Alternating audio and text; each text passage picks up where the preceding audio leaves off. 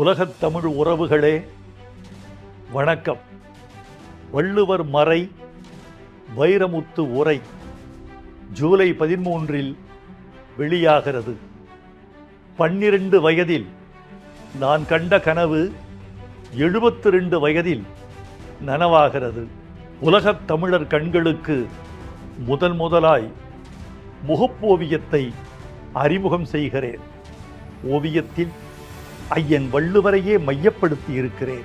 தமிழர்கள் காலங்காலமாக பெற்ற வெற்றி உட்காரும் நெற்றி, சூரியனை வெட்டி ஒட்டி வைத்த கண், இந்தியாவின் தெற்கை போல் கூரிய நாசி, ஒரு வனாந்தரத்தின் ரகசியம் பேசும் மீசை, முன்தோன்றிய மூத்த குடியின் தொன்மை சொல்லும் கல்லுருவம், இவற்றின் தொகுப்போவியமாக வந்திருக்கிறது முகப்போவியம்.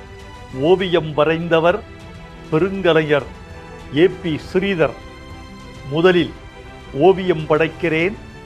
ஜூலை 13 வள்ளுவர் காவியம் படைக்கிறேன். இதோ நீங்கள் முத்தமிட்டு மகிழ முகப்போவியம்.